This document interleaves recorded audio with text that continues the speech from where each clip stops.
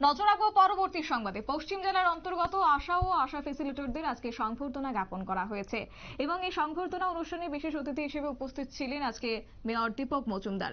একই সঙ্গে 5 জন আশা কর্মী এবং 3 জন আশা ফ্যাসিলিটেটরকে সংবর্ধনা প্রদান করা হয়েছে। উপস্থিত আগরতলা পৌর নিগমের মেয়রের হাত ধরে এবং পশ্চিম জেলার সিএমও সহ অন্যান্যরা আজকে উপস্থিত ছিলেন। গোটা বিষয় নিয়ে মেয়র দীপক মজুমদারের কি বক্তব্য রয়েছে শুনুন।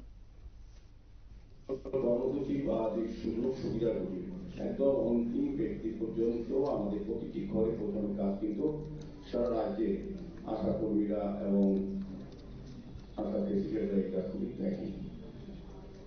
মূলত 5টি বিষয়ের উপর তারা কাজ করেন, 7টা কাজই করেন।